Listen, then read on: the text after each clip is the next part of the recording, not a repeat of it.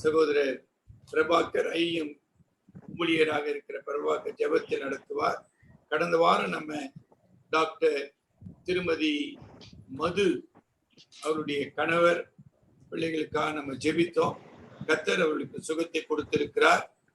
அதற்காக நாம் கர்த்தருக்கு நன்றி செலுத்துவோம். அதே வண்ணமாக நம் சபையில் பாதிக்கப்பட்ட ஒரு சிலருக்கு கர்த்தர் கொடுத்திருக்கிற சுகத்துக்காக பலத்துக்காக நாம் கர்த்தருக்கு நன்றி செலுத்துவோம். இந்த வேகமாக பரவுகின்ற கொள்ளை நோயை கர்த்தர் கட்டுப்படுத்தவும் நம்முடைய திருச்சபையின் விசுவாசிகள் கர்த்தருக்குள் பலப்படவும் நாம் ஜெபிப்போம். சகோதரர் பிரபாகர் நம்மை ஜெபத்தில் வழி நடத்துவோம். ஜெபிப்போம். கிருபையாய் நேசிக்கிற நல்ல ஆண்டவரே, இந்த மாலை வேலைக்காக நன்றி செலுத்துகின்றோம். மீண்டுமாக இந்த ரூம் வாயிலாக நாங்கள் இந்த மாலை வேத ஆராய்ச்சியிலே கலந்து கொள்ள கர்த்தர் கொடுத்த இப்படிப்பட்ட வாய்ப்புகளுக்காக நன்றியோடு உங்களுக்கு துதிக்கிறோம், ஸ்தோத்திரிக்கிறோம். ஆண்டவர் விசேஷமாக முழு உலகத்திலும் பரவி வருகின்ற இந்த கொள்ளை நோயின் தாக்கத்தின் நிமித்தமாக முழு உலகமே கலங்கி போய் அந்த பல விதமான மக்களை இழந்த சூழ்நிலையை தவிர்த்து கொண்டிருக்கின்ற வேளையிலே ஆண்டவரே, நாங்கள் இந்த மாலை வேளையிலே முன்னோக்கி பார்ப்பதற்காக நன்றி செலுத்துகின்றோம். குறிப்பாக கடந்த நாட்களிலும் கூட ஆண்டவரே, இந்த பிள்ளைகள் அநேகர் இந்த வியாதியிலே பாதிக்கப்பட்டு அநேகருக்கு கர்த்தர் அற்புதமான அதிசயமான சுகத்தை கொடுத்து விடுதலை கொடுத்து ஆண்டவரே, நீ பத்திரமாய் வீடு சேர்த்த தயவுக்காக நன்றி செலுத்துகிறோம். இந்த நாட்களிலும் கூட ஆண்டவரே, விசேஷமாக இன்னும் அநேக விடும் விசுவாசிகள் தாக்குதலினாலே நோய் கிருமியினாலே பாதிக்கப்பட்டு மருத்துவமனையில் இருக்கின்ற ஒவ்வொரு குடும்பத்துக்காக ஜெபிக்கின்றோம். அவருடைய குடும்பத்துக்காக இன்னும் மற்ற பலருக்காக ஜெபிக்கிறோம். ஆண்டவரே, தேவதாமே மருத்துவமனையில் இருக்கின்ற அவர்களுக்கு வேண்டிய சமாதானத்தையும் பலத்தையும் ஆண்டவர் நல்ல தைரியத்தையும் உற்சாகத்தையும் கொடுத்து இந்த கிருபினாலே அவர்கள் சுகம் பெற்று விடுத்த கிருபை தீமிட வேண்டுகிறோம். உலகத்தையே பயமுறுத்துகின்ற பொல்லாத இந்த சூழ்நிலையிலிருந்து எங்கள் தேவன் சீக்கிரமாய் ஆண்டவரே, இப்படிப்பட்ட சூழ்நிலையிலிருந்து ஒரு உலகத்தையும் ரட்சித்து சமாதானத்தை அருள் செய்கிற என்று பிள்ளைகளாக நாங்கள் நோக்கி பார்த்து உமது அற்புத சுகத்தையும் மாபெரும் விடுதலை சமாதானத்தை எதிர்பார்க்கிறோம். ஆண்டவரே, இந்த மாலை வெள்ளாண்டவரே, சத்திய ஆவியினர் மூலியமாய் எங்களுக்கு கற்றுக் கொடுக்க போகிற இந்த வேத சத்தியங்களுக்குள்ளாக நீர் எங்களை இணைத்ததுக்காக நன்றியோடு துதிக்கிறோம், ஸ்தோத்திரிக்கிறோம்.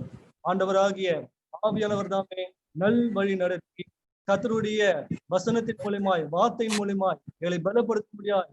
கர்த்தருடைய அன்வரே சத்தியத்தின் மூலியமாய் எங்களை உற்சாகப்படுத்த முடியாது. விசுவாசம் அடைத்தக்கதான இந்த வார்த்தைகளாலே பலன் அடைய முடியாது. கர்த்தர் கிருபை செய்யுங்க.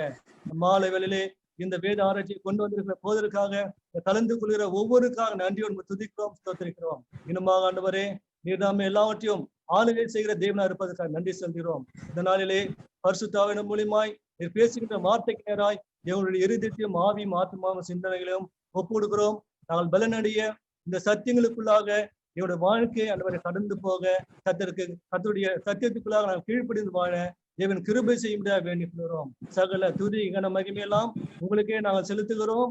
இரட்சகர் இயேசு நாமத்தில் ஜெபிக்கிறோம் நல்ல பிதாவே, ஆமென். இந்த வேளையிலும் சகோதரர் ஜேக்கப் பிடியே நமக்கு வேத பகுதியை வாசிக்குமாறு கேட்டு இது நாளின் தியானத்துக்கென்று வாசிக்கும்படியாய் தெரிந்து கொள்ளப்பட்ட வேத பகுதி 1 கொரிந்தியரின் புஸ்தகம் 12ஆம் அதிகாரம் வசனங்கள் 7 முதல் 27 வசனங்களை நாம் வாசிக்க கேட்போம். 1 கொரிந்தியர் 12ஆம் அதிகாரம் வசனம் 7 முதல் 27 வரை. ஆவியினுடைய அனுக்கிரகம் அவனுடைய பிரயோஜனத்துக்கென்று அளிக்கப்பட்டிருக்கிறது. எப்படியெனில் ஒருவனுக்கு ஆவியினாலே ஞானத்தை போதிக்கும் வசனமும், வேறொருவனுக்கு அந்த ஆவியினாலே அறிவை உணர்த்தும் வசனமும், வேறொருவனுக்கு அந்த ஆவியினாலே விசுவாசமும், வேறொருவனுக்கு அந்த ஆவினாலே குணமாக்கும் வரங்களும், வேறொருவனுக்கு அற்புதங்களை செய்யும் சக்தியும், வேறொருவனுக்கு தீர்க்க தரிசனம் உரைத்தலும், வேறொருவனுக்கு ஆவிகளை பகுத்தறிதலும், வேறொருவனுக்கு பற்பல பாஷைகளை பேசுதலும், வேறொருவனுக்கு பாஷைகளை வியாக்கியானம் பண்ணுதலும் அளிக்கப்படுகிறது. இவைகளை எல்லாம் அந்த ஒரே ஆவியானவர் நடைபெற்று தமது சித்தத்தின்படியே அவனுக்கு பகிர்ந்து கொடுக்கிறார். எப்படியெனில் சரீரம் ஒன்று, அதற்கு அவயவங்கள் அநேகம், ஒரே சரீரத்தின் அவயங்கள் எல்லாம் அநேகமாய் இருந்தும் சரீரம் ஒன்றாகவே இருக்கிறது. அந்த பிரகாரமாக கிறிஸ்துவும் இருக்கிறார். நாம் யூதராயினும் கிரேக்கராயினும் அடிமைகளாயினும் சுயாதீனராயினும் எல்லாரும் ஒரே ஆவியினாலே ஒரே சரீரத்துக்குள்ளாக ஞானஸ்நானம் பண்ணப்பட்டு எல்லாரும் ஒரே ஆவிக்குள்ளாகவே தாகம் தீர்க்கப்பட்டோம். சரீரமும் ஒரே அவயங்களாய் இராமல் அநேக அவயங்களாய் இருக்கிறது. காலானது நான் கையால் இராதபடியினாலே நான் சரீரத்தின் அவயவம் அல்லவென்றால் அதனாலே அது சரீரத்தின் அவயமாய் இராதோ? காதானது நான் கண்ணா இராதபடியினாலே நான் சரீரத்தின் அவயம் அல்லவென்றால் அதனாலே அது சரீரத்தின் அவயமாய் இராதோ? சரீரம் முழுதும் கண்ணானால் செவி எங்கே? அது முழுதும் செவியானால் மோப்பம் எங்கே? தேவன் தமது சித்தத்தின்படி அவயங்கள் ஒவ்வொன்றையும் சரீரத்திலே வைத்தார். அவை எல்லாம் ஒரே அவயவமாய் இருந்தால் சரீரம் எங்கே? அவயவங்கள் அநேகமாய் இருந்தும் சரீரம் ஒன்றே. கண்ணானது கையை பார்த்து நீ எனக்கு வேண்டியதில்லை என்றால், தலையானது கால்களை நோக்கி நீங்கள் எனக்கு வேண்டியதில்லை என்றும் சொல்லக்கூடாது. சரீர அவயங்களில் பலவீனம் உள்ளவர்களாய் காணப்படுகிறவர்களே மிகவும் வேண்டியவர்களாய் இருக்கிறது. மேலும் சரீர அவயங்களில் கனவீனமாய் காணப்படுகிறவர்களுக்கே அதிக கனத்தை கொடுக்கிறோம். நம்மில் லட்சணம் இல்லாதவைகளே அதிக அலங்காரம் பெறும். நம்மில் லட்சணம் உள்ளவர்களுக்கு அலங்கரிப்பு வேண்டியதில்லை. சரீரத்திலே பிரிவினை உண்டாயிராமல் அவயவங்கள் ஒன்றை குறித்து ஒன்று கவலையாய் இருக்கும்படிக்கு தேவன் கனத்தில் குறைவுள்ளதற்கு அதிக கனத்தை கொடுத்து இப்படி சரீரத்தை அமைத்திருக்கிறார். ஆதலால் ஒரு அவயம் பாடுபட்டால் எல்லா அவயங்களும் கூட பாடுபடும். ஒரு அவயம் மகிழ்ப்பட்டால் எல்லா அவயங்களும் கூட சந்தோஷப்படும். நீங்களே கிறிஸ்துவின் சரீரமாயும் தனித்தனியே அவயவங்களுமாய் இருக்கிறீர்கள் என்பது ஆமென். வாசிக்க வேண்டிய வேதப்படி வாசித்து நிறைவாயிற்று.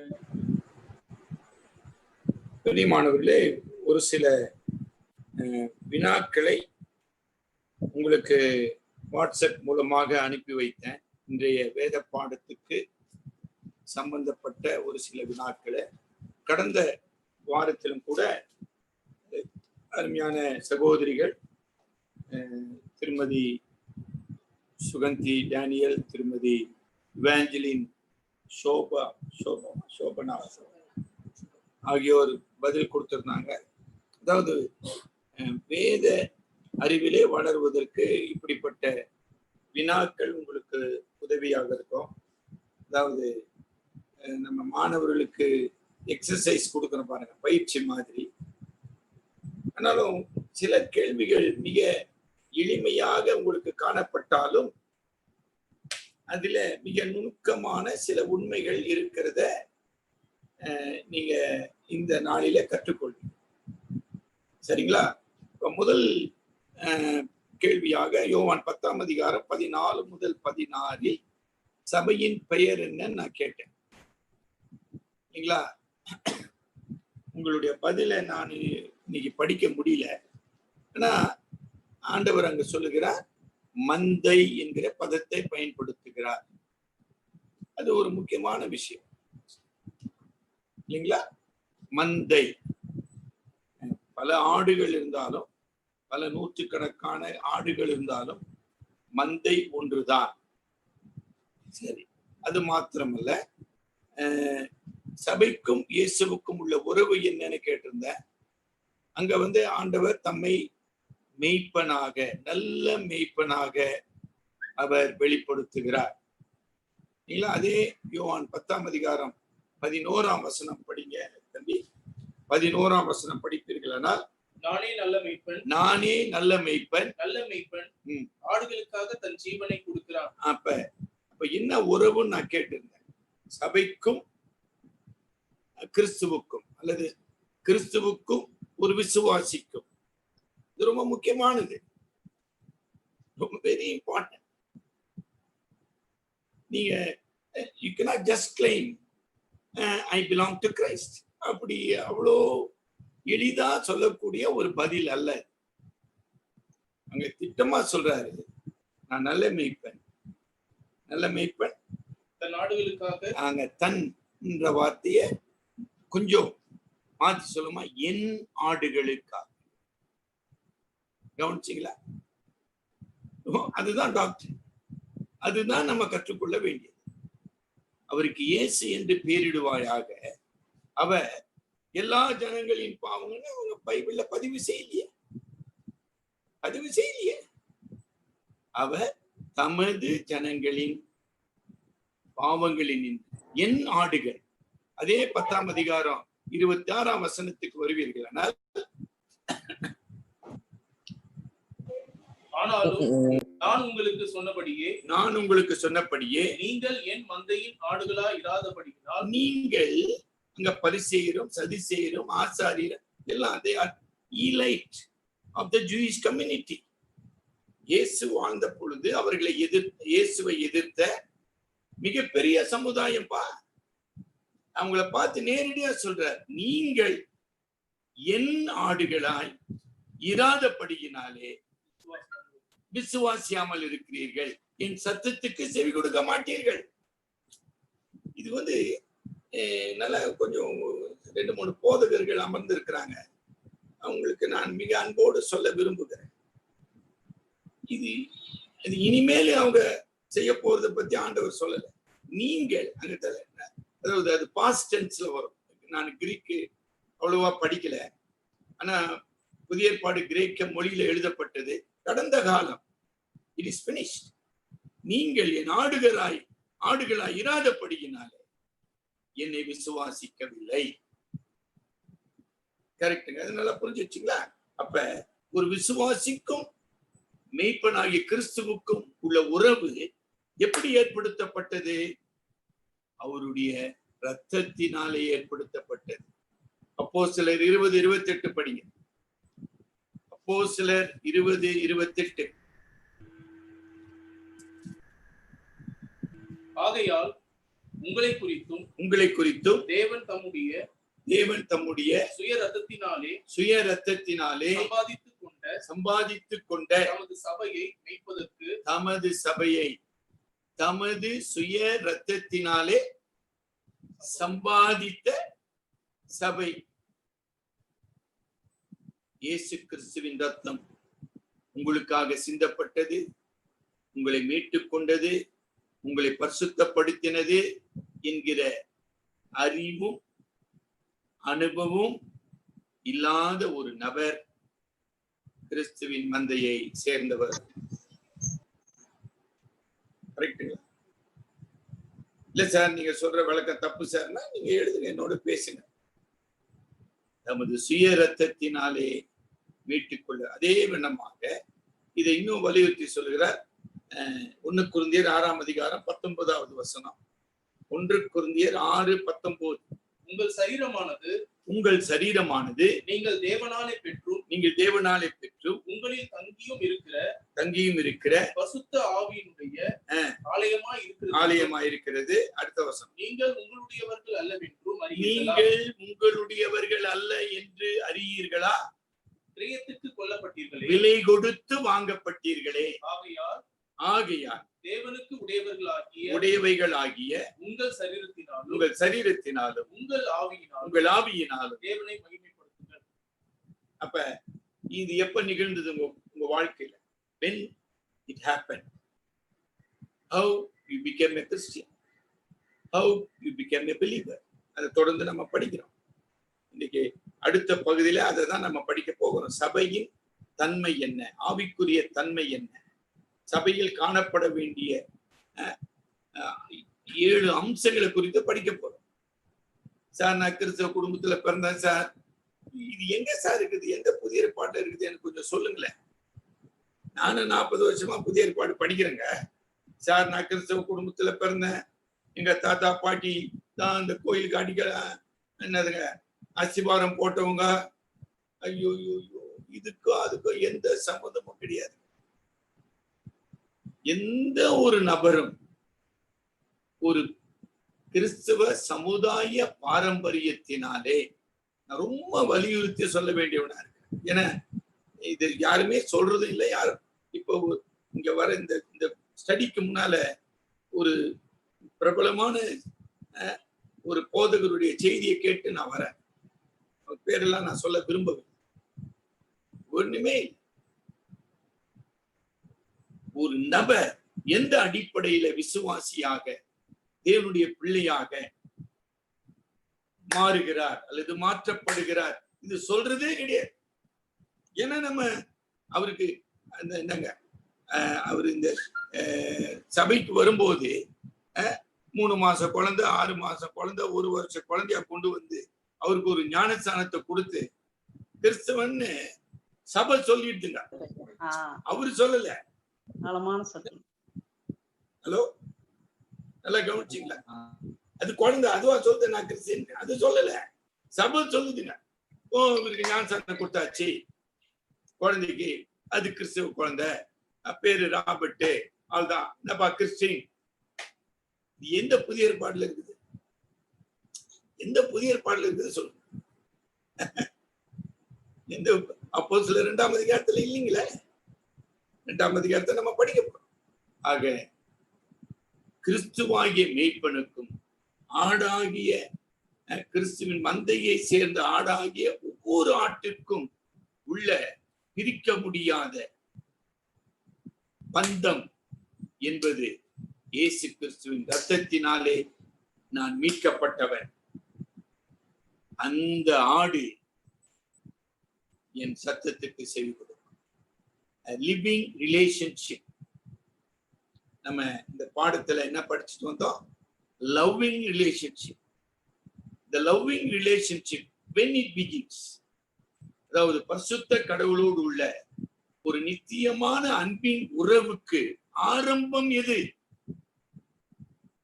மேய்ப்பராகிய கிறிஸ்து, மீட்பராகிய கிறிஸ்து இந்த ஆட்டுக்காக தன்னுடைய இரத்தத்தை சிந்தி அதை மீட்டுக் கொண்டார். ஆகையினாலே நான் கிறிஸ்துவின் சபையிலே, மந்தையிலே நான் விசுவாசியாக இருக்கிறேன், அவயவமாக இருக்கிறேன். சரிங்களா? அடுத்தபடியாக நம்ம எங்க வருகிறோம்? எபேசியர் 2ஆம் அதிகாரம் 21, 22 போட்டிருக்கோம். 1 கொரிந்தியர் 3, 16, 17 போட்டிருக்கோம். ரெண்டும் இணைந்துதான் நம்ம படிக்கணும். அதாவது எபேசியர் 2, 21, 22 படி இங்க வசனம் வரல. 21, 22 அவர் மேல் மாளிகை முழுவதும், அவர் கிறிஸ்துவாகி அவர் மேல் மாளிகை முழுவதும் இசைவாய் இணைக்கப்பட்டு கர்த்தருக்குள் பரிசுத்த ஆலயமாக எழும்புகிறது. அவர் மேல் நீங்களும் ஆவியினாலே தேவனுடைய வாசஸ்தலமாக கூட்டி கட்டப்பட்டு வருகிறீர்கள். இங்கு சபைக்கு என்ன பெயர்? தேவனுடைய ஆலயம். இதே உண்மைதான் 1 கொரிந்தியர் 3ஆம் அதிகாரம் 16, 17 வாசிக்கிறோம். நீங்கள் தேவனுடைய ஆலயமாய் இருக்கிறீர்கள். சரி, இந்த ஆலயத்தை கட்டுகிறவர் யார்? பரிசுத்த ஆவியானவர் ஆகிய கடவுள். அதையும் மறந்துடுறோம். இயேசு கிறிஸ்து தமது சுய இரத்தத்தினாலே, குமாரனாகிய கடவுள் தமது இரத்தத்தினாலே சபையை பாவத்தில் இருந்து, சாபத்தில் இருந்து, நித்திய அழிவில் இருந்து மீட்டு கொண்டார். இப்படி மீட்கப்பட்ட மக்களை பரிசுத்த ஆவியானவர் தமது வல்லமையினாலே, தமது வசனத்தினாலே, தமது அழைப்பினாலே, ஆங்கிலத்துல effectual calling by the Holy Spirit. சரிங்களா? ஒரு சின்ன வேகமா ஒரு வாக்கியம் சொல்றேன். தேவனால் தெரிந்து கொள்ளப்பட்ட மக்களுக்காக பிதாவாகிய தேவனால் அனாதியில் தெரிந்து கொள்ளப்பட்ட தம்முடைய பிள்ளைகளுக்காக குமாரனாகிய கடவுள் தமது இரத்தத்தை சிந்தினார். எவர்களுக்காக குமாரனாகிய கடவுள் தமது இரத்தத்தை சிந்தினாரோ அவர்களை பரிசுத்த ஆவியானவர் வரலாற்றிலே தேடி அவர்களை கிறிஸ்துவுக்கு சொந்தமாக்குகிறார். இதற்குதான் எஃபெக்சுவல் காலிங், பலிதமாகும் கிருபை. பலிதமாகும் கிருபைன்னு நம்முடைய சத்தியம் சொல்லுகிறது. சரிங்களா?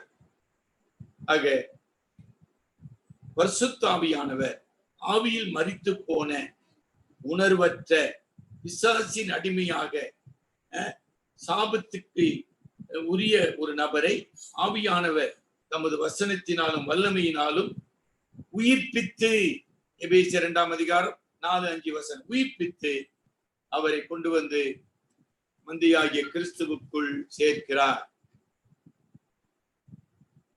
இவ்வளவு விஷயம் நடக்குது. சரிங்களா? ஆக பரிசுத்த ஆவியானவர் முதலாம் நூற்றாண்டு முதல் கிறிஸ்துவின் வருகை மட்டும் கிறிஸ்துவின் சரீரமாகிய சபையை அவர் கட்டி கொண்டிருக்கிறார். அப்போஸ்தலர் 2ஆம் அதிகாரம் 47ஆம் வசனம் படிங்க. அப்போஸ்தலர் 2:47.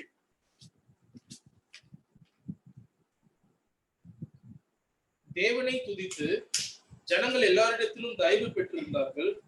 ரட்சிக்கப்படுகிறவர்களை கர்த்தர் அனுதினமும் சபையிலே சேர்த்து கொண்டு வந்தார். பாத்தீங்களா? என்ன சுருக்கமா போட்டார். ரட்சிக்கப்படுகிறவர் எப்படி ரட்சிக்கப்பட்டார்கள்? வேத வசனம் பிரசங்கிக்கப்பட்டது. பரிசுத்த ஆவியானவர் வசனத்தை உணர்த்தினார், பாவத்தை உணர்த்தினார், விசுவாசத்தை அருளினார். அவர்கள் மனம் திரும்பி விசுவாசித்தார்கள், மறுபிறப்படைந்தார்கள், ரட்சிக்கப்பட்டார்கள். இந்த ரட்சிக்கப்படுகிறவர்களை பரிசுத்த ஆவியினால் ரட்சிக்கப்படுகிறவர்களை கர்த்தர், யார் அந்த கர்த்தர்? குமாரனாகிய கடவுள் சபையிலே சேர்த்து கொண்டு வந்தார். நாம எப்படி சபையை கட்டி கொண்டு இருக்கிறோம்? நாம் சபையில யாரை சேர்த்து கொண்டு இருக்கிறோம்? கேள்வி. இன்றைக்கு சபைகள் என்ன செஞ்சுன்னு இருக்கிறாங்க? எப்படி சபையில மக்கள் சேர்க்கப்படுறாங்க? அது மத மாற்றமா, அல்லது வெறும் மன மாற்றமா, அல்லது ஆவிக்குரிய மறுபிறப்பா? திருப்பியும் சொல்லட்டுங்களா? அது மதம் மாற்றமா? நானு விஷயம் தெரியாத பேசுற ஆள் இல்லை. ஞாபகம் வச்சுக்கிட்டீங்களா? இன்னைக்கு நடக்குது மத மாற்றம். அது இப்ப விளக்கணுமா? அவசியம். கல்யாணத்துக்காக மத மாற்றம் நடக்குதா இல்லையா? நடக்குது. அது மதம் மாற்றமா, மனம் மாற்றமா? நம்ம சில பேர் நல்ல சார் மனமாற்றம் வந்து நல்ல வார்த்தை. மனம் கூட நிலையானது இல்லை. Without the Holy Spirit, a sinner cannot neither desire the salvation of God. சரியா? ஆவிக்குரிய உயிர் மீட்சியின்றி, உயிர்ப்பிக்கும் வல்லமையின்றி பாவியாகிய மனிதன் ரட்சிப்பை விரும்ப முடியாது, ரட்சிப்பை தெரிந்து கொள்ள முடியாது, ரட்சிப்பை தீர்மானிக்க முடியாது, அவன் ரட்சிக்கப்பட முடியாது. அதுக்குதான் நான் சொன்னேன், போன வாரம் சொன்னேன், சர்வ வல்லவரின் சர்வ ஏகாதிபத்தியம் என்கிற புத்தகத்தை வாங்கி படிங்க. அதுல ஒரு தலைப்பு, மனித ரட்சிப்பு யாருடைய செயல்? ரட்சிப்பு கர்த்தருடையதுன்னு வேதம் சொல்லுது. சரிங்க. ஆக ஆவியானவர் சபையை கட்டுகிறார். அப்ப யார் மெய்யான சபை? யார்? இன்னொரு கேள்வி கேட்டிருந்தேன். யார்? Who is the true member of the church? Or who is the true Christian? பரிசுத்த ஆவியானவரால் உயிர்ப்பிக்கப்படாத அல்லது ரட்சிக்கப்படாத அல்லது பரிசுத்த ஆவியானவர் வாசம் பண்ணாத ஒரு நபர், அவர் கிறிஸ்துவின் மந்தையை சேர்ந்தவர். இப்ப 1 கொரிந்தியர் 3:16-17 அதுதான் நம்ம வாசம். நீங்கள் தேவனுடைய ஆலயமாய் இருக்கிறீர்கள், உங்களுக்குள்ளே தேவனுடைய ஆவி வாசமாய் இருக்கிறார் என்று அறியாது இருக்கிறீர்களா? அப்ப யார் மந்தை, யார் சபை? பரிசுத்த ஆவியானவர் வாசம் பண்ணுகிற நபர். கரெக்டுங்களா? சரிங்க. அடுத்தபடியா நம்ம எங்க வந்துடுறோம்? பரிசுத்த ஆவியை திருப்பி அங்க ஒரு கேள்வி கேட்டிருந்தேன். ஆவியானவர் எப்படி சபையை கட்டுகிறார்னு. பரிசுத்த ஆவியானவர் வசனத்தின் மூலமாக, தம்முடைய உயிர்ப்பிக்கும் வல்லமையின் மூலமாக, அந்த உயிர்ப்பிக்கும் வல்லமை ரொம்ப வலியுறுத்தி சொல்லணுங்க. அது சின்ன வார்த்தை இல்லை. It is a divine act of regeneration. நீங்க சரியா புரிஞ்சிச்சா? அதாவது ஆதியாகமம் 2ஆம் அதிகாரத்துல நம்ம பார்க்கிறோம், ஆதாமை மண்ணினாலே கிறிஸ்து கடவுள் உருவாக்கினார். அவனை மண்ணினாலே உருவாக்கி என்ன பண்றாரு? ஜீவ சுவாசத்தை அவனுக்குள் ஊதினார். அந்த ஜீவ சுவாசம் ஊதப்படலைன்னா அது என்னது? அது மண்ணால செய்யப்பட்ட பொம்மை. இப்ப நீங்களும் நானும் அப்படிதான் இருக்கிறோம். அந்த ஜீவ சுவாசத்தை, ஆவியின் தன்மையை மனிதன் பாவத்தினாலே எழுந்து போனான். அவனுக்கு ஞான ஸ்நானம் ஒண்ணு கொடுத்து நீ மெம்பர்ப்பானா அவனுக்கு என்னத்த புரியுதுடா? நல்ல நல்ல நேரம் யோசனை பண்ணுங்க. ரொம்ப நேரம் யோசனை பண்ணுங்க. பொம்மைக்கு போய் ஞானஸ்தானம் கொடுக்கறதுனால என்ன நடக்கும்? ஞான ஸ்நானம் எந்த மனிதனை ரட்சிப்பது கிடையாது. பரிசுத்த ஆவியானவர் தமது உயிர்ப்பிக்கும் வல்லமையை மரித்து போன பாவியிலே அவர் செலுத்துகிறார். ரொம்ப பெரிய வார்த்தை. இந்த வார்த்தை தான் ரீஜெனரேஷன், உயிர். இதுதான் ஆண்டவராகிய இயேசு கிறிஸ்து யோவான் 3ஆம் அதிகாரம் 5ஆம் வசனத்துல ஒருவன் மறுபடியும் பிறவாவிட்டார்.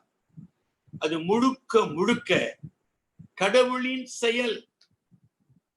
நல்ல மனசுல பதித்து வைத்துக் கொள்ளுங்க. It's a divine act of recreation. Sir நான் தீர்மானிச்சேன் சார்.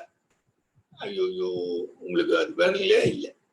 செத்து போன சடலம் இதுக்கு எப்படி காது கேட்கும்? செத்து போன தடலம் எப்படி தீர்மானிக்கும்? இன்னைக்கு என்ன பேசுறீங்கன்னு உங்களுக்கு புரியலன்னா இல்லைங்களா? A natural man born in this world is totally dead spiritually. ஆவிக்குரிய ரீதியாக அவன் ஒரு சடலம். அதுக்கு ஆதாரம் தான் எபேசியர் 2ஆம் அதிகாரம். சரிங்களா? அடுத்தது வாங்க. இப்ப நம்ம வாசித்த 1 கொரிந்தியர் 12ஆம் அதிகாரம் 7ஆம் அதிகாரத்துக்கு நம்ம திருப்புறோம் இல்லைங்களா? அந்த அந்த அதுல ஒரு 7 கேள்வியை நம்ம கேட்டிருக்கோம். முதல் கேள்வி, ஸ்தல சபை தன்மையுடையதுன்னு ஒரு வார்த்தை போட்டிருக்கேன். அந்த முன்னால நான் என்ன கேட்டேன்? சபையின் பெயர் என்னன்னு கேட்டேன் இல்லையா? 2 முறை சபையின் பெயர்னு நான் சொன்னேன். ஆனா இங்க ஸ்தல சபையின் தன்மைன்னு கேட்டுக்கிறேன். The nature of the church. The nature. அதுக்கு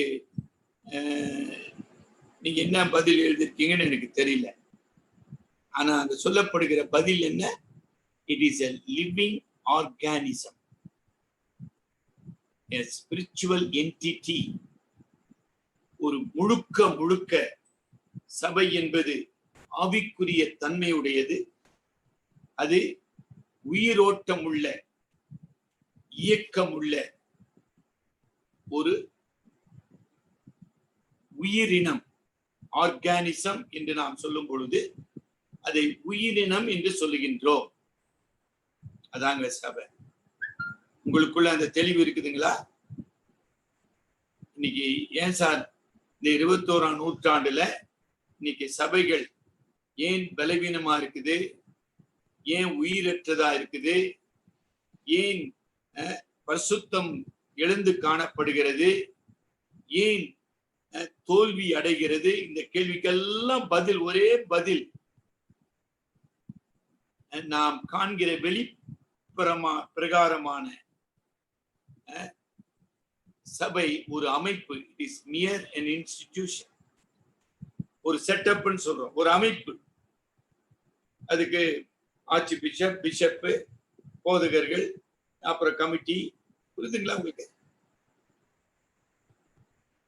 முழு புதிய ஏற்பாட்டில் எங்கேயுமே சபை ஒரு அமைப்பு என்று குறிப்பிடப்படவில்லை. ஆனால் அமைப்பு அவசியம். ஆனா அமைப்பு அல்ல சபை. ரெண்டுத்துக்கும் வித்தியாசம். We need a system to function, but the very system is not the church. சபையில் மூப்பர்களை, போதகர்களை, சுவிசேஷர்களை, உதவிக்காரரை கடவுள் ஏற்படுத்தினார். ஆனா அவர்கள் அல்ல சபை. நல்லா புரிஞ்சுக்க. அமைப்பு அல்ல சபை. அமைப்பு மனிதனால உருவாக்கப்பட்டது. அந்த அமைப்பை சபைக்கு எதிரியாகவும் சபைக்கு தடையாகவும் இன்னைக்கு மாறி போச்சு. சரியா புரிஞ்சிச்சா? மார்ட்டின் லூத்தர் ஒரு சபையின் அங்கத்தினர். அப்ப சபையினுடைய சீர்கேடுகளே அவர் எதிர்த்து கேட்கிறார். அவர் ஏற்றுக்கொண்டுச்சா சபை? சபை ஏற்றுக்கொண்டுச்சாப்பா? இல்லையே. உன்னை வெற்றான். லுத்தருடைய தலையை கொண்டு வருகிறவனுக்கு இத்தனை லட்சம் ரூபாய் மதிப்பு என்று போப்பு அறிவிக்கை கொடுக்கிறார். எதற்கு? என்ன புரிஞ்சது உங்களுக்கு? நல்ல தெளிவா இருங்க. சர்ச், ஆங்கிலத்துல சொல்றேன், search is a spiritual entity. Entity என்றால் தன்மை உடையது, ஆவிக்கு முழுக்க முழுக்க ஆவிக்குரிய தன்மை உடையது இல்லைங்களா? அது மட்டுமல்ல, அது லிவிங் ஆர்கானிசம். இப்ப உங்களோட பேசிக்கொண்டு இருக்க, என்ன நீங்க பாக்குறீங்க, என் வாய் பேசுது, என் கை அசைது, என் கண் பார்த்து. I am a living organism. I am not a dead body. செத்து போன சடலம் உங்களோட பேசிக்கொண்டு இருக்குமா? நான் உங்களோட பேசிக்கொண்டு இருக்கிறேன். உயிர் இயக்கமுள்ள ஒரு உயிரினம். அப்ப சபை கிறிஸ்துவினால் பரிசுத்தாவியினால் கட்டப்படுகிற, மீட்கப்பட்ட, உருவாக்கப்பட்ட சபை தெய்வீக ஆற்றல் உடையது என்று நாம் சொல்லுகிறோம். சரிங்களா? அடுத்தது பாருங்க. அவயவத்திற்கும் சரீரத்துக்கும் உள்ள உறவை பவுல் இப்படி விளக்குகிறார். அதாவது ரொம்ப அழகா சொல்ற, நான் ஒன்னும் விளக்க வேண்டிய அவசியம் இல்லை.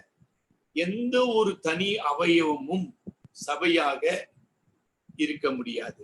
அதாவது தலையோ கையோ காலோ அதெல்லாம் விளக்கிட்டார். சரீரம் என்பது பல அவயவங்களை உட்கொண்டது.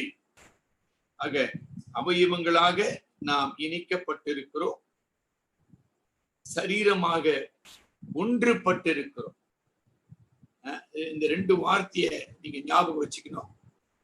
கேம்பல் மார்கன் இந்த அதிகாரத்துக்கு, 12ஆம் அதிகாரத்துக்கு அவர் விளக்கம் கொடுக்கும் போது சொல்றார், the unity of the church என்பது ரொம்ப முக்கியமானது. ஆக அதை நான் இப்ப விளக்க வேண்டிய அவசியம் இல்லை நான் நினைக்கிறேன். நம்ம 2வது பகுதியில் அதை நம்ம கொஞ்சம் படிப்போம். Unity of the church. இன்னைக்கு என்னங்க பிரச்சனை? ஒருத்தர் சொல்றாங்க பேப்டிசம்னு சொல்றாங்க. இப்ப நம்ம எல்லாம் சொல்லிட்டு, பக்கத்துல இன்னொருத்தர் சொல்றாங்க லுத்தரன் சபைன்னு சொல்றாங்க, இன்னொருத்தர் ஈசிஏன்றாங்க. எது சார் சபை? பார்த்தீங்களா? இந்த அமைப்பினால வர பிரச்சனை பார்த்தீங்களா? என்ன சாத்தான் சபையில பிரிவினையை உருவாக்குவதனால சபையை அவன் விளக்க விரும்புகிறான், உடைக்க விரும்புகிறான். சரிங்களா? சும்மா பெரிய சில போதகர்கள் அமர்ந்திருக்கீங்க, ஒரு சின்ன கருத்து சொல்றேன்.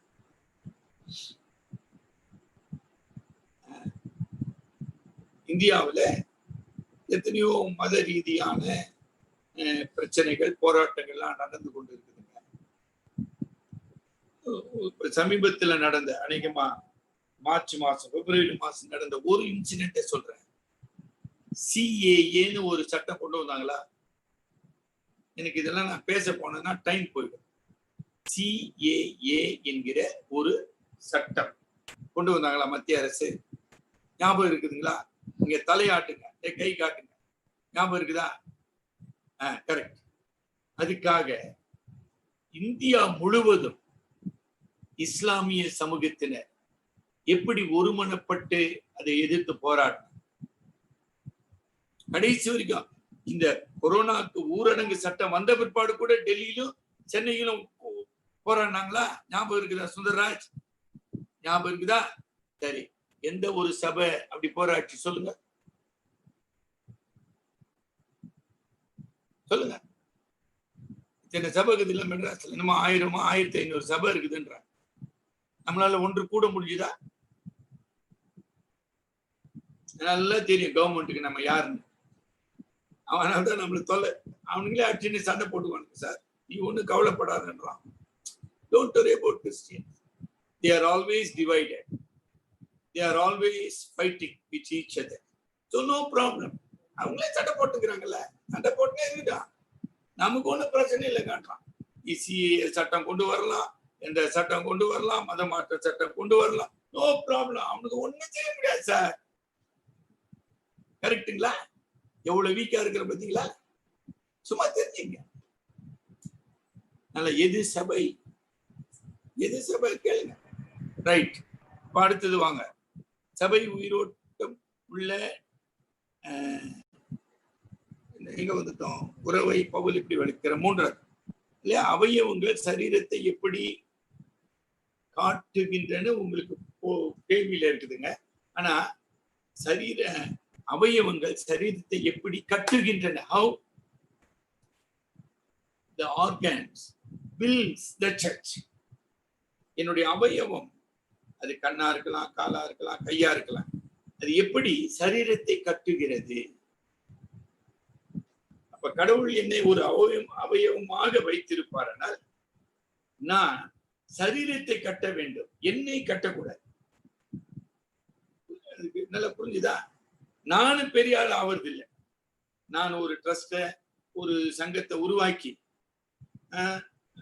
பேர்லாம் சொல்ல வரல, எனக்கு ரொம்ப கஷ்டமா இருக்கு. ஏதோ ஒரு பேர், அதை ஒரு சங்கத்தை உருவாக்கி அதை கட்டி கொண்டு இருப்பதல்ல சபை. அது புதிய ஏற்பாட்டுல அது இல்லைங்க. இருந்தா சொல்லுங்க, நான் ரொம்ப அன்பா கற்றுக்கொள்றேன். You cannot build your own organization, however great you may be. Pavul தனக்கென்று வேர்ல்ட் இவாஞ்சலிசம் ட்ரஸ்ட்னு ஆரம்பிச்சாரா பவுல்? அப்போஸ்தலர்ல 13ஆம் அதிகாரத்துல. ஏன் அவருக்கு ஒண்ணும் தெரியாதா? நீ எத்தனை ஆர்கனைசேஷன்? கருமையானவர்களே, எந்த ஒரு அவயமும். அப்புறம் கேட்டா, நான் போதர் கிடையாது சார், நான் சர்ச்சு எட்டு கிடையாது சார், நான் சுவிசேஷகன் தான் சொல்றாங்க. ஆனா எதை கட்டி கொண்டிருக்கிறார்கள்? அவர்களுடைய சாம்ராஜ்யத்தை கட்டி கொண்டிருக்கிறார்கள். இதற்கு பெயரு சபையை கட்டுவதா? சரிங்க, அது இல்லை. அடுத்தது வாங்க. சபையை உயிரோட்டம் உள்ள சரீரமாக இயக்குகிறவர் யார்? இங்க சிங்குலர்ல நான் கேட்டிருக்கேன். ஆனா நீங்க கேள்வியை சரியா படிப்பீர்கள், ஆனால் அந்த பகுதியை நீங்கள் சரியாக படிப்பீர்கள். 1 கொரிந்தியர் 12ஆம் அதிகாரம், 1 கொரிந்தியர் 12ஆம் அதிகாரம் இல்லைங்களா? என்ன வாசிக்கிறோம்?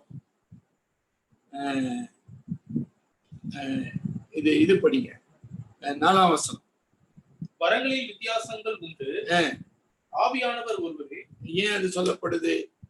சபையை கட்டுவதற்கான வரங்களை அருளுகிறவர் ஆவியானவர். சரிங்க, 5ஆம் வசனம். ஊழியங்களிலேயும் வித்தியாசங்கள் உண்டு, கர்த்தர் ஒருவரே. கர்த்தர் ஒருவரே. யார் கர்த்தர்? மீட்பராகிய, இரட்சகராகிய, ஆண்டவராகிய கிறிஸ்து. அவர்தான் மத்தேயு 16:18 சொன்னார், நான் என் சபையை கட்டுகிறேன். சரிங்களா? அப்ப அந்த சபையின் தலையாகிய கிறிஸ்து. சரிங்களா? தலை என்கிற வார்த்தை அங்க ரொம்ப முக்கியமானதுங்க. தலையாகிய கிறிஸ்து. சரிங்களா? தலையாகிய கிறிஸ்து பரிசுத்த ஆவியானவர் அருள்கின்ற வரங்களை கொண்டு நமது சபையை கட்டி கொண்டிருக்கிறார். சரிங்களா? அதுக்கு அடுத்தபடியாக வரங்கள் எதற்காக கொடுக்கப்பட்டுள்ளன? வரங்கள் எதற்காக கொடுக்கப்பட்டுள்ளன என்று நாம் சொல்லும் போது, அதற்கு எங்க நம்ம ஒரு 2 கொரிந்தியர் 12ஆம் அதிகாரம் 7ஆம் வசனம் பாருங்க. 2 கொரிந்தியர் 12:7. ஆவியினுடைய அனுக்கிரகம் அவனவனுடைய பிரயோஜனத்திற்கென்று அளிக்கப்பட்டிருக்கிறது. இந்த இடத்துல ரொம்ப கவனமா அந்த வசனத்தை படிக்கணும்.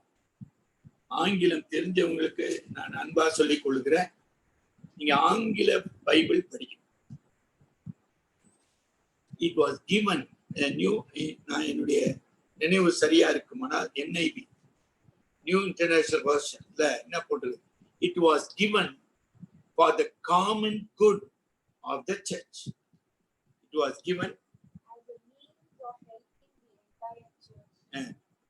The gifts were given as a means for helping entire church. NIV study Bible இங்க வச்சிருக்கா Vasanthi. It was given as a means to help and build the entire church. ஆனா தமிழ்ல எவ்வளவு தவறா இருக்குது பாருங்க. இதுக்கு இன்னொரு விளக்கம் நீங்க அதே 1 கொரிந்தியர் 10ஆம் அதிகாரம் 32ஆம் வசனம் படிங்க. இதுதான் இந்த 2 இடத்துல அந்த ஒரே வார்த்தை தான் கிரீக்ல பயன்படுத்தப்படுது. நான் என் சுய பிரயோஜனத்தை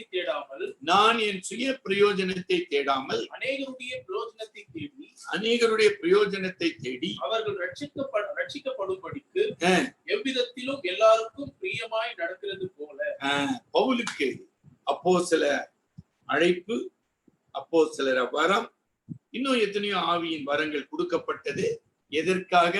என் சுய பிரயோஜனத்தை தேடுவதற்காக அல்ல, for the common good, சபையின் வாழ்வுக்காக, வளர்ச்சிக்காக என்னுடைய வரங்கள் செயல்பட வேண்டும். அப்படி இல்லை என்றால் அந்த வரம் எனக்கு தேவையில்லை. என்ன சார் அப்படி சொல்றீங்க? ஆவியானவர் தான் சார் வரம் கொடுக்குறாரு, அதை நான் எப்படிங்க தேவையில்லைன்னு சொல்றது? எனக்கு அந்த உரிமை இருக்குதா அப்படின்னு கேட்கலாம் இல்ல? யாராச்சும் சாது சுந்தர் சிங் ஐயா வாழ்க்கை வரலாறு படிச்சிருக்கீங்களா? ரொம்ப கஷ்டங்க. எதிர்காலத்துல நமக்கு ஆவிக்குரிய வழிகாட்டுதல் இருக்க சாது சுந்தர் சிங் ஐயாவுடைய வாழ்க்கை வரலாறு படிச்சிருக்கீங்களா? ஒரு பெரிய he was known as a apostle of India. இந்தியாவின் அப்போஸ்தலன் என்று அழைக்கப்பட்ட ஒரு மாபெரும் மனிதர். அவருக்கு ஆரம்ப காலத்துல நான் எல்லா விளக்கம் போக முடியாதுங்க, எனக்கு நேர கட்டுப்பாடு இருக்குதுங்க. ஆரம்ப காலத்துல கடவுள் அவருக்கு அற்புத சுகம் அளிக்கிற வரத்தை கொடுத்தார். நீங்க படிச்சுட்டு நான் தப்பா சொன்னேன்னா, ஐயா நீங்க தப்பா சொல்லிட்டீங்கன்னு எனக்கு வாட்ஸ்அப் மெசேஜ் இருக்குங்க, போன்ல பேசுங்க. அற்புத வரம் கொடுத்தார். அப்ப சாது சுந்தர் சிங் ஐயா அற்புதம் செய்தார். அவர் போய் ஜெபித்தா வியாதி சுகமாயிடும், ஜெபித்தா பேய்கள் ஓடிடும், ஜெபித்தா விடுதலை கிடைக்கும். அப்ப உடனே மக்கள் என்ன பண்ணாங்க, இவரை பெரிய ஆள் ஆகிட்டாங்க. இந்த லிஸ்ரா பட்டணத்துல பவுலியும் சீலாவையும் பெரிய ஆள் ஆக்கினாங்களே, மார்ஸ் சொன்னானுங்களே, அந்த மாதிரி நல்ல கவனிங்க சகோதர சகோதரிகளே, அந்த மாதிரி சாது சிங்கத்தை தெய்வமாக்கிட்டாங்க. அன்னைக்கு இரவு முழுதும் அவர் ஜெபிச்சார், ஆண்டவரே இந்த அற்புதம் செய்யும் வரத்தை எடுத்து போடும், தயவு செய்து படிச்சுட்டு நான் தப்பா சொன்னா எனக்கு சொல்லு, எனக்கு வேணாம் ஆண்டவரே. ஏன்னா என்னை மகிமைப்படுத்துறாங்க, என்னை தெய்வமா மாத்துறாங்க, அந்த வரம் எனக்கே வேணாம். அதுக்கப்புறம் எத்தனை ஊழியக்காரர் வந்துட்டாங்களே, என்ன பண்ணிருக்கிறாங்க, அற்புத சுகத்திலே ஊழியம் செய்து நிற்கிறாங்க. கரெக்டுங்களா? தயவுசெய்து படிங்க, படிங்க, சாது சுந்தர் சிங்க படிங்க. இவ்வளவு வல்லமையாக தேவனால் பயன்படுத்தப்பட்ட மனிதன். அதே மாதிரி எத்தனை பேரை நான் சொல்ல முடியும். டாக்டர் பில்லிகிராம் எடுத்துக்கொள்ளுங்க, ஏதாச்சும் ஒரு அற்புதம் செய்த நீங்க படிச்சிருக்கீங்களா? நீங்க அவ்வளவு தூரம் தேடின்னு போயிருக்கிறீங்க. புதிய ஏற்பாடுல ஜான் த பேப்டிஸ்ட் இருக்காருல்ல, யோவான் ஸ்நானகன் இருக்கிறாருல்ல, அவர் எத்தனை அற்புதம் செய்தார்ப்பா சொல்லுங்க. யோவான் சீஷனை ஆண்டவர் யோவான் ஸ்நானகனை குறித்து சொன்ன சாட்சியில, மனிதனிலே யோவான் ஸ்நானகனை காட்டிலும் பெரியவன் ஒருவனும் இல்லை. ஒரு அற்புதம் செய்தார் அவரு. ஆனா இன்னைக்கு என்ன பண்ணி நிக்குது கும்பலே, இந்த அற்புத அடையாளங்க செய்யறவங்க பின்னால போயிடுது. எவ்வளவு அபத்தமான ஒரு விஷயம். வரங்கள் சுய லாபத்துக்காகவோ, சுய ராஜ்யத்தை கட்டவோ, சுய மகிமைக்காகவோ அளிக்கப்படவில்லை. திருச்சபையை கட்ட வேண்டும். எப்படி கட்டப்படுது? சுவிசேஷகன் சுவிசேஷத்தை அறிவிப்பதினால் இல்லைங்களா? ஒரு விசுவாசி சாட்சியின் வாழ்க்கையினால், ஒரு விசுவாசியினுடைய அன்பின் சேவையினால் இந்த ஆத்துமா ஆண்டவருக்குள்ளே கொண்டு வரப்பட வேண்டும். சரிங்களா? சரி, ஏழாவது கேள்வி, ஆறாவது கேள்வி, சபையில் பிரிவினையை தடுப்பது எப்படின்னு நீங்க கேள்வி போட்டிருக்குதுங்க. இன்றைக்கு தெரியல, நம்ம ஜெப செய்தி மடல் வாட்ஸ்அப்ல அப்லோட் பண்ணியிருப்பாங்க. வந்துருச்சு. அதுல போதகர் பகுதி எடுத்து படிங்க. ஏன்னா அது நான் விளக்க இப்ப நேரம் இல்லை. 1 கொரிந்தியர் 3ஆம் அதிகாரத்தின் மேல ஒரு சின்ன விளக்கம் எழுதியிருக்கேன். 1 கொரிந்தியர் 3ஆம் அதிகாரத்தின் பேர்ல ஜெப செய்தி மடல் எடுத்து பாருங்க. உங்க நண்பர்களுக்கும் அதான். சரிங்களா? ஆக சபை பிரிவினையை பரிசுத்த ஆவியானவர் எப்படி தடுக்கிறாரு? முதலாவது அவர் சொல்றாரு, அதாவது 1 கொரிந்தியர் 3ஆம் அதிகாரத்துல நான் அப்போலோவை சேர்ந்தவன், கேபாவை சேர்ந்தவன், இல்லையா, பேதுருவை சேர்ந்தவன் என்று கட்சி மனப்பான். பரிசுத்த ஆவியானவர் கிறிஸ்துவை மட்டும்தான் மகிமைப்படுத்துவாரே ஒழிய எந்த மனிதனை மகிமைப்படுத்த மாட்டார். அப்ப நீ அப்படி பிரிவினையை தூண்டுகிறவர்கள் எங்க வந்துட்டாங்க? மாம்ச சிந்தைக்குள்ளாக வந்து சுய மகிமைக்காக, சுய லாபத்துக்காக செயல்படுகிறார்கள் என்பது பொருள். அது பரிசுத்த ஆவியானவரின் கிரியை அல்ல. அது எப்படி தடுக்கிறாரு? சபையில ஒரு ஊழியத்தை குறித்தோ ஒரு திட்டத்தை குறித்தோ ஒரு கருத்தை நீங்க சொல்றீங்க. ஒருவேளை சபை அதை ஏற்றுக்கொள்ளவில்லைன்னு வச்சுங்க, உடனே நீங்க சபையை விட்டு போயிடுவீங்களா? என்ன சபை இது? அதுதான் என்னுடைய முடிவுல அதை தான் சொல்ல போறேன். உடனே போயிடுவீங்களா நீங்க சபையை விட்டு? உங்க கருத்தை ஏற்றுக்கொள்ளன்றதுனால என்ன செய்யணும்? சபையின் மூப்பர்களுக்காக நீங்க ஜெபம் பண்ணணும். ஆண்டவரே, இந்த தரிசனத்தை வில்லியம் கேரி அதான் செய்தார். 1771ஆம் ஆண்டு லீஸ்டர், லண்டனின் உள்ள ஒரு பட்டணம். லீஸ்டர் என்பது ஒரு பட்டணம். அங்க இருக்கிற பேப்டிஸ்ட் சபையில தான் அவர் பிரசங்கம் பண்றார். ஏசாயா 51:3-4 வசனங்களை வைத்து அங்க என்ன மூப்பர் என்ன சொல்லிட்டாங்க? நீ ஒன்னும் போக வேண்டியதில்லை இந்தியாவுக்கு, கம்முன்னு உட்காரான, you sit down young man தான். படிச்சு பாருங்க. எங்க படிக்கிறேன்? நம்ம தான் படிக்க கூடாதுன்னு முடிவு பண்ணிட்டோமே. அப்புறம் எங்க இருந்து படிக்குது? பொண்ணு வில்லியம் கேரி சரிப்பா மூப்பர்லாம் சொல்லிட்டாங்க, இந்தியாவுக்கு போவேன், நான் உட்காந்துட்டேன் இல்லையே. ஜெபிக்க ஆரம்பிச்சு. எந்த மூப்பர்கள், எந்த சபை தலைவர்கள் தடை செய்தார்களோ அதே சபைகள் வில்லியம் கேரியை மிஷினரியாக அனுப்பி வைத்தார்கள். 1873ஆம். நல்லா புரிஞ்சுக்கணும். அதான் நம்ம படிக்கிறதே நிறுத்திட்டோமே. எல்லாம் தெரியும் சார் எனக்கு, நான் 30 வருஷம் விசுவாசி செய்ய, எனக்கு எல்லாம் தெரியுங்க. இந்த மனநிலை இருக்கிறவங்க ரொம்ப கஷ்டங்க கத்துக்க. புரியுதுங்களா? ஆக எந்த ஆவியானவர் என்னோடு பேசினார்? நம்ம அந்தியோக சபையில நம்ம என்ன பார்க்கிறோம்? பவுலையும் பர்னபாவையும் எனக்கென்று பிரித்து வையுங்கள் என்று பரிசுத்த ஆவியானவர், அப்போஸ்தலர் 13:3ஆம் வசனமா இருக்கும். சபையிலே திருவுள்ளம் பற்றினார்னு ஒரு வார்த்தை இருக்கும். எதுக்கு திருவுள்ளம் பற்றினார்னு போட்டாங்கன்னு எனக்கு தெரியலங்க.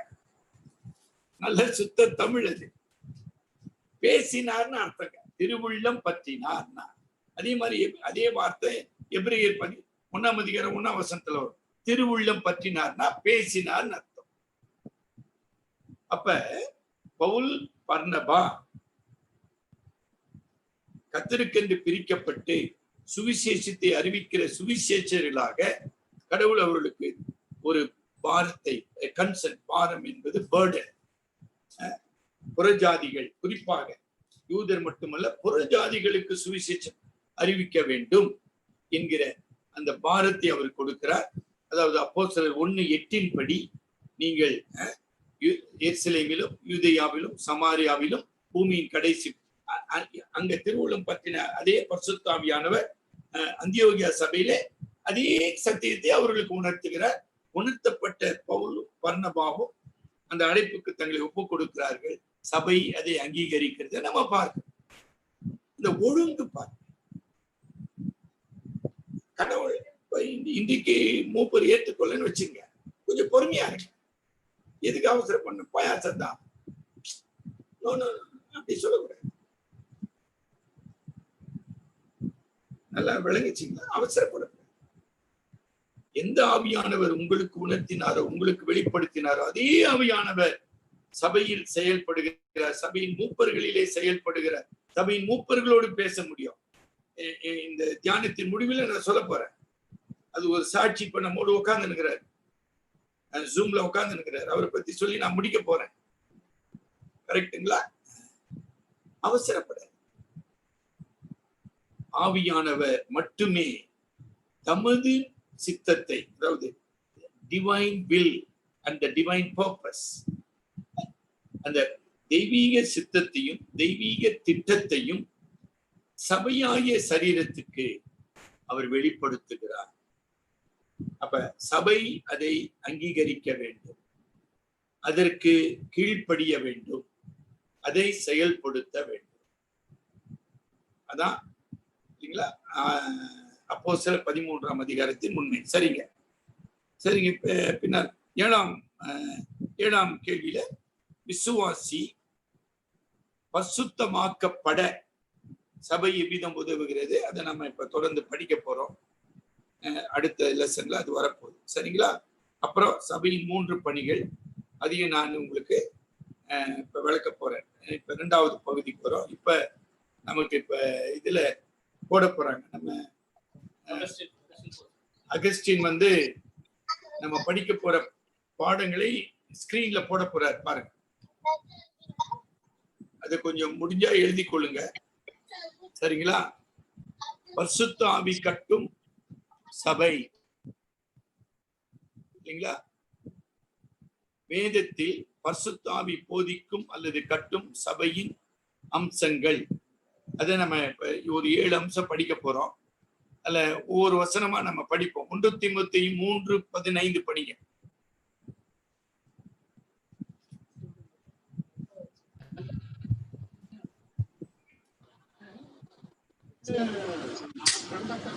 தாமதிப்பேனாகில் தேவனுடைய வீட்டிலே நடக்க வேண்டிய வகையை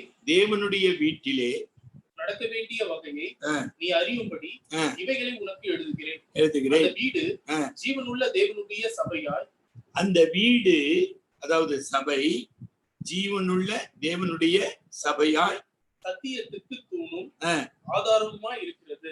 கரெக்ட். அப்ப திருச்சபையின் தலை கிறிஸ்துன்னு சொல்லிட்டோம் இல்லைங்களா? திருச்சபையின் தலை கிறிஸ்து. அப்ப தலையாகிய கிறிஸ்து ஜீவன் உள்ளவராக, உயிர் உள்ளவராக, வல்லமையுடையவராக இருப்பார்னால் அவருடைய சரீரமாகிய சபை எப்படி ஜீவனற்றதா இருக்க முடியும்? அதான் கேள்விங்க. அந்த வசனம் நான் போட்டதின் நோக்கம், the head of the church is the son of God. சர்வ வல்லமையுள்ள தேவனாக, சர்வ மகிமை பொருந்தினவராக இருக்கிறார். அவருடைய சரீரம் தான் திருச்சபை என்று சொல்வோமானால் அது எப்படி உயிரற்ற அமைப்பாக இருக்க முடியும்? கீழே எழுதியிருக்கேன். உயிருள்ள கடவுளுக்கு உயிரற்ற அமைப்பு அல்லது உடல் இருக்க முடியுமா? முடியாது. சரிங்களா? சரிங்களா? ரைட். அடுத்தது நம்ம எங்க வருகிறோம்? அப்ப அந்த அம்சங்களை நம்ம படிக்க போறோம். அதாவது பரிசுத்த ஆவியானவர் கட்டும் சபையின் தன்மைகள் அல்லது அம்சங்கள் இல்லைங்களா? 1 மறுபிறப்புன்னு போட்டிருக்கோம். மறுபிறப்புல யோவான் 3:5, தீத்து 3:5 இந்த 2 வசனம் படிப்போம். யோவான் 3:5. இயேசு பிரதியுத்தரமாக, ஒருவன் ஜலத்தினாலும் ஆவியினாலும் பிறவாவிட்டால் தேவனுடைய ராஜ்யத்திலே பிரவேசிக்க மாட்டான் என்று மெய்யாகவே மெய்யாகவே உனக்கு சொல்லுகிறேன். ஆக மறுபிறப்பை குறித்து, ஆவிக்குரிய பிறப்பை குறித்து மிக தெளிவாக திட்டமாக கிறிஸ்து, தலையாகிய கிறிஸ்து போதிக்கிறார். தீத்து 3:5. நாம் செய்த நீதியின் கிரியைகள் நிமித்தம் அவர் நம்மை ரட்சியாமல், நாம் செய்த நீதியின் கிரியைகள் நிமித்தம் அவர் நம்மை ரட்சியாமல், தமது இரக்கத்தின்படியே இரக்கத்தின்படியே மறுஜென்ம முழுக்கினாலும், தமிழ்ல மறுஜென்மம் முழுக்குன்னு போட்டாச்சு. நீங்க ஆங்கில பைபிள் பார்ப்பீங்கன்னா through the regeneration of the spirit, மறுஜென்ம முழுக்கினாலும், பரிசுத்த ஆவியினுடைய புதிதாக்குதலினாலும், பரிசுத்த ஆவியினுடைய புதிதாக்குதலினாலும் நம்மை ரட்சித்தார். அப்ப திருச்சபையின் தன்மையின் முதல் அம்சம் ஆவிக்குரிய பிறப்பு, மறுபிறப்பு பெற்ற தேவனுடைய பிள்ளைகள். அவர்கள்தான் மெய் திருச்சபையின் அங்கங்களாக, அவயவங்களாக இருக்கிறார்கள். சரிங்களா? இரண்டாவது குறிப்பு அங்க போர்டுல பாருங்க, ஸ்கிரீன்ல. புத்திர சுவிகாரம், இது ரொம்ப முக்கியமானது. புத்திர சுவிகாரம் யோவான் 1:12. ஒரு சிலருக்கு வசனம் தெரியும், அதை நான் நினைவுபடுத்துறேன். அவருடைய நாமத்தின் மேல் விசுவாசம் உள்ளவர்களாய், அவருடைய நாமத்தின் மேல் விசுவாசம் உள்ளவர்களாய், அவரை ஏற்றுக்கொண்டவர்கள் எத்தனை பேர்களோ அத்தனை பேருக்கும் தேவனுடைய பிள்ளைகளாகும்படி அவர்களுக்கு அதிகாரம் கொடுத்தார். ஆமா, அவர்களுக்கு. அப்ப தேவனுடைய பிள்ளைகளாய் இல்லாதவர்கள் அந்த உரிமை ஸ்லாக்கியத்தை பெறாதவர்கள் சபையை சேர்ந்தவர்கள் அல்ல. they are not part of the church. மிக தெளிவாக அழுத்தமாக இங்கு சொல்லப்படுகிறது. அவருடைய நாமத்தின் மேல் விசுவாசம் உள்ளவர்களாய் அவரை ஏற்றுக்கொண்டவர்கள் எத்தனை பேர்களோ அத்தனை பேர்களும் தேவனுடைய பிள்ளைகள் என்கிற உரிமை அவர்களுக்கு கொடுக்கப்படுகிறது. இதே உண்மையை ரோமர் 8:15, கலாத்தியர் 4:6 சொல்லப்படுதுங்க. ரோமர் 8:5-15 மட்டும் படிங்க. அந்தபடி திரும்பவும் பயப்படுகிறதற்கு நீங்கள் அடிமைத்தனத்தின் ஆவியை பெறாமல் அப்பா பிதாவே என்று கூப்பிட பண்ணுகிற புத்திர சுவிகாரத்தின் ஆவியை பெற்றீர்கள். Very good. அங்க தேவனுடைய பிள்ளைகள் என்கிற அதிகாரம், அதே கருத்தை பவுல் அப்போஸ்தலன் ரோமர்ல சொல்லும்போது, நாம் தேவனுடைய பிள்ளைகளாய் இருக்கிறோம் என்கிற புத்திர சுவிகார ஆவியை பெற்றவர்கள் தான் தேவனுடைய பிள்ளைகள். அவர்கள் தான் தேவனுடைய சபையை சேர்ந்தவர்கள். சரிங்களா? அதுக்கு கீழே ஒரு சின்ன வார்த்தை போட்டிருக்கேன், கவனிங்க. என்ன போட்டிருக்கேன்? அபிஷேகம்னு ஒரு வார்த்தை போட்டிருக்கேன். அப்ப மேல இருக்கிற இந்த 2 தெய்வீக செயல்களை அனுபவங்களாக பெற்றவர்கள். என் வார்த்தை நல்லா கவனிக்கணும். மறுபிறப்பு, புத்திர சுவிகாரம் என்கிற தெய்வீக செயல்கள், பரிசுத்த ஆவியானவரின் செயல்களை தன் அனுபவமாக பெற்றிருக்கிற விசுவாசி அபிஷேகம் பெற்றவன். எழுதிக்கிறீங்களா? எழுதி கொள்ளுங்க. மறுபிறப்பு, புத்திர சுவிகாரம் என்கிற பரிசுத்த ஆவியின் செயலை அனுபவமாக பெற்றவனே மெய் விசுவாசி, அவன் அபிஷேகம் பெற்றவன் அப்படின்னு நான் சொல்லலைங்க. பரிசுத்த ஆவியானவர் வேதத்தில் சொல்லி இருக்கிறார். அதுக்கு இன்னொரு 2 வசனம் சேர்த்து 2 கொரிந்தியர் 1:21. உங்களோட கூட எங்களையும் கிறிஸ்துவுக்குள் ஸ்திரப்படுத்தி நம்மை அபிஷேகம் பண்ணினவர் தேவனே. எப்ப பாத்தீங்களா? யார் கொரிந்து விசுவாசிகள்? மறுபிறப்படைந்தவர்கள். யார் கொரிந்து சபை விசுவாசிகள்? புத்திர சுவிகார ஆவியை பெற்றவர்கள். சரிங்களா? ஆக மறுபிறப்பு, ஆவியில் உயிர்ப்பிக்கப்படுதல், அந்த பரிசுத்த ஆவியினாலே புத்திர சுவிகாரத்தின் உரிமையை பெற்று அப்பா பிதாவே என்று உறவு கொள்ளுகிறவர்கள் அபிஷேகம் பண்ணப்பட்டவர்கள். சரிங்களா? அடுத்தபடியா எபேசியர் 1:13. இது எப்ப நடந்ததுன்னு நீங்க திருப்பி கேட்டீங்கன்னா அதுக்கு எபேசியர் 1:13, நீங்களும் சத்திய வசனத்தை கேட்டு விசுவாசிகளான போது வாக்குத்தத்தம் பண்ணப்பட்ட பரிசுத்த ஆவியார் அவருக்குள் முத்திரை போட. எப்ப நீங்க விசுவாசிகளானீர்கள், சுவிசேஷத்தை கேட்டு விசுவாசிகளான். அதுதான் நான் மேல போட்டேன். மறுபிறப்பு, புத்திர சுவிகாரம், அபிஷேகம், இது ரெண்டுத்தையும் இணைத்ததுதான் அபிஷேகம் என்கிற கிரேக்க பதத்தின் பொருள். being anointed by the Holy Spirit. அப்ப பரிசுத்தாவியானவர் இன்றி ஒரு பாவி மறுபடியும் பிறக்க முடியாது. பரிசுத்தாவியானவர் இன்றி மாம்சத்தில் வந்த கிறிஸ்துவை ஒருவனும் தேவகுமாரன் என்று அறிக்கை செய்ய முடியாது. 1 யோவான் 4:2. 1 யோவான் 4:2. தேவ ஆவியை நீங்கள் எதினாலே அறியலாம் என்றால், மாம்சத்தில் வந்த இயேசு கிறிஸ்துவை அறிக்கை பண்ணுகிற எந்த ஆவியும், இரட்சகராக ஆண்டவராக அறிக்கை பண்ணுகிற எந்த ஆவியும் தேவனால் உண்டாயிருக்கிறது. இது ரெண்டுமே இல்லாம எப்படி நீங்க விசுவாசியா இருக்க முடியும்? இது ரெண்டுதான் அபிஷேகத்தின் அடையாளம். ரெண்டுதான் ரொம்ப முக்கியமானது.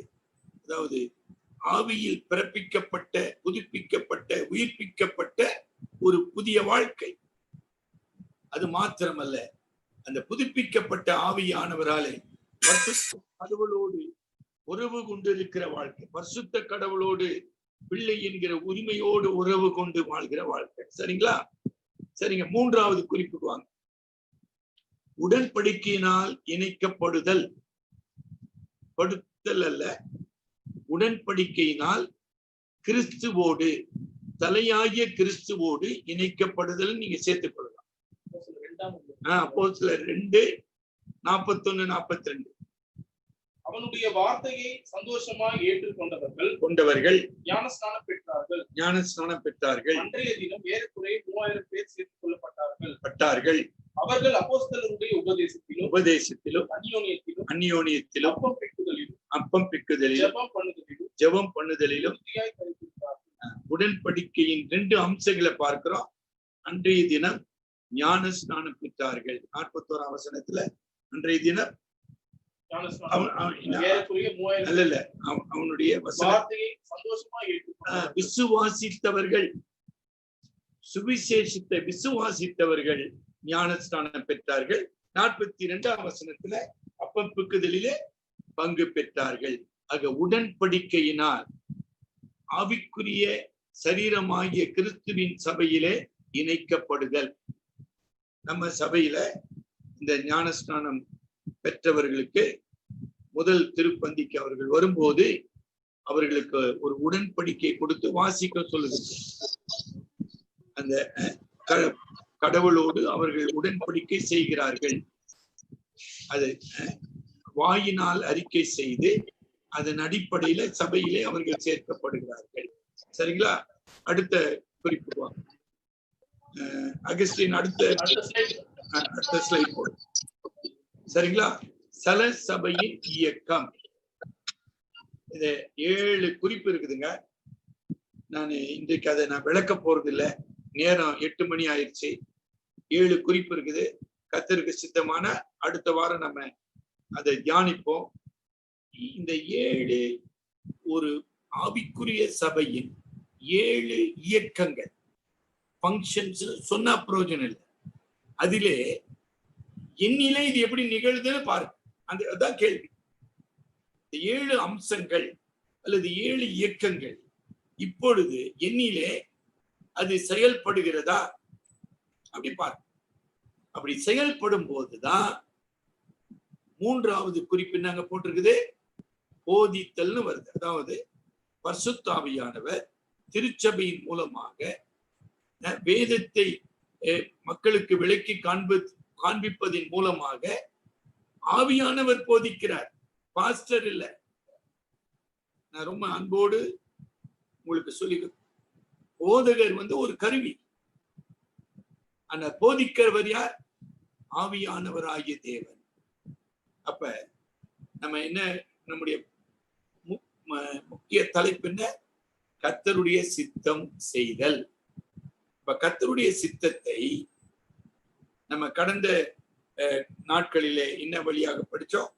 தேவனுடைய வசனத்தின் மூலமாக ஆவியானவர் போதிக்கிறார், படிச்சுட்டோம்.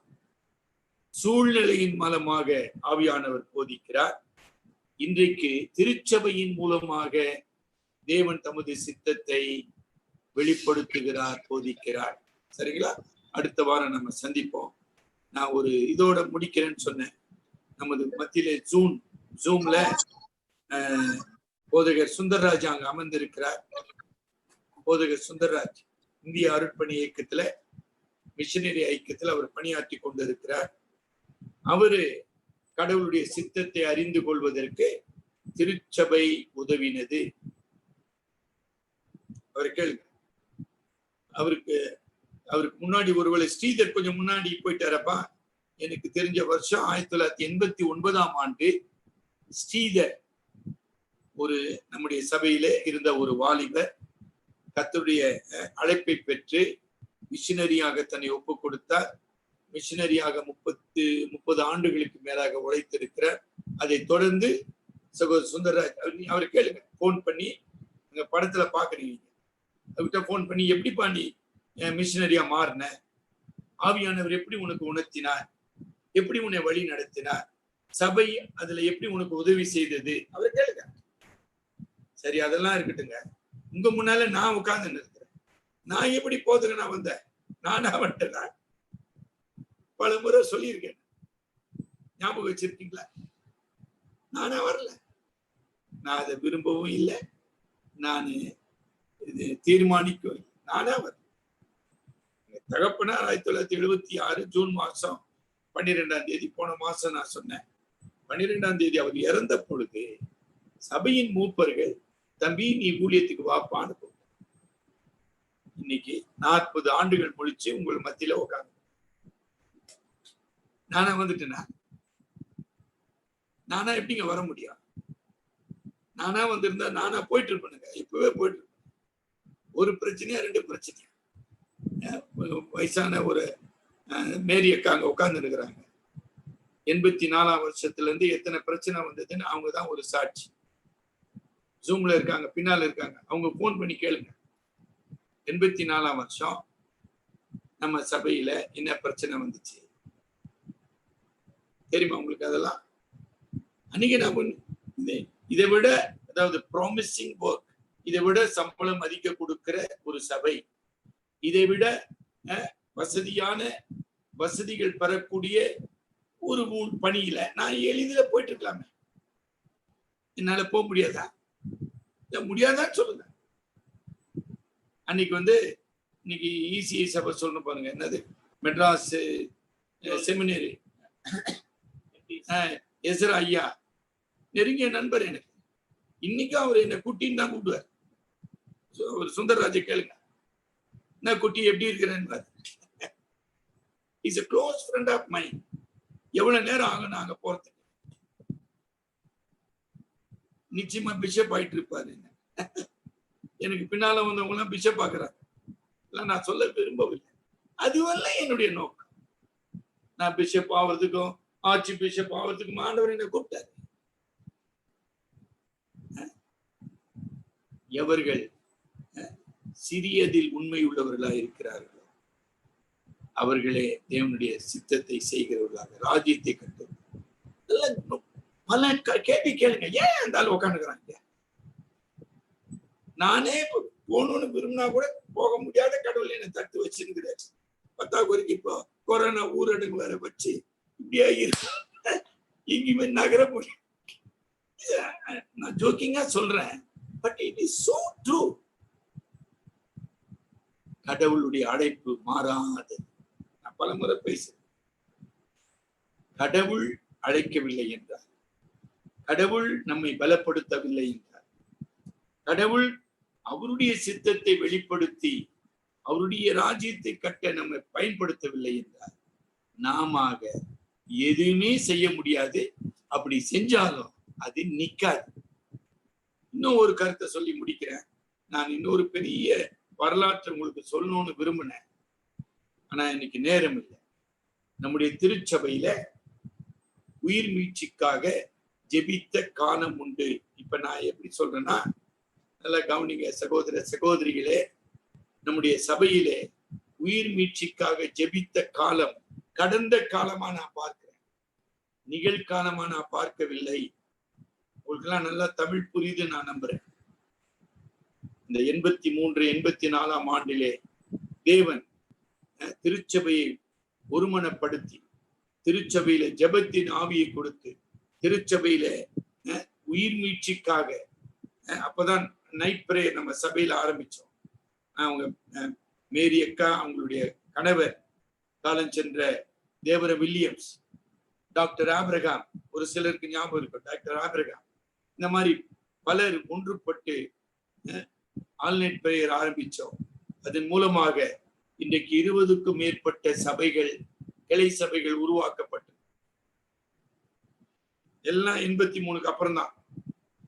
நீங்க சபை வரலாற்றை எடுத்து படிங்க இல்லையா, நம்ம அனிவர்சரி கொடுக்குறோம் இல்லையா, 83ல தான் முதல் சோம்பட்டு அண்ணா நகருக்கு சுவிசேஷ ஊழியத்திற்கு 83ஆம் ஆண்டு பொங்கல் ஜனவரி 13ஆம் தேதி காட்டாவூர்ல இருந்து சோம்பட்டுக்கு கிட்டத்தட்ட 8 மைல் நடந்து போய் சுவிசேஷ அறிவித்தோம்.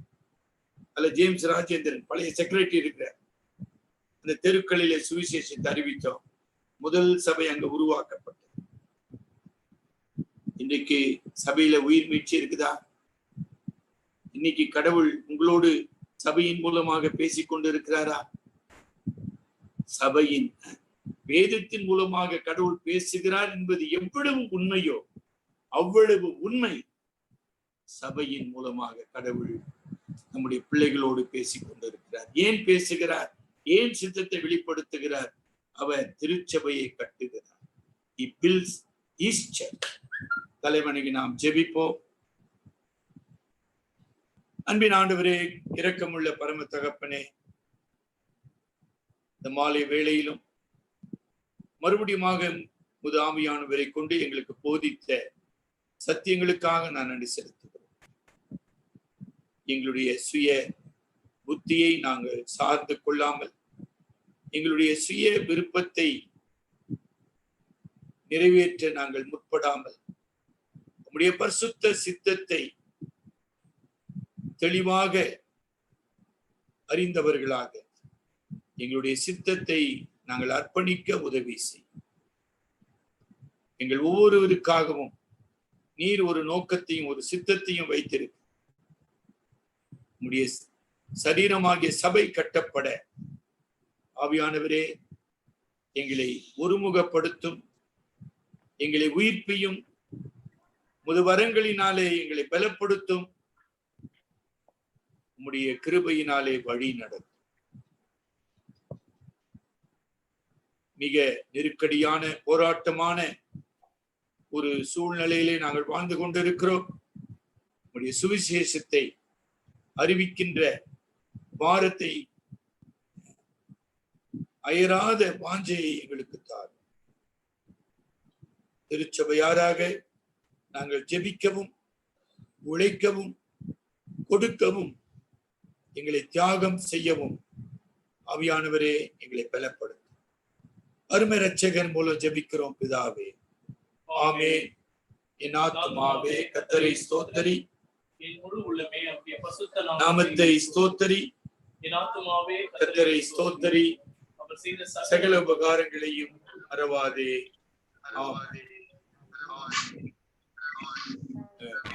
ஒரு சிலர் புது முகங்களை பார்க்கிறேன்.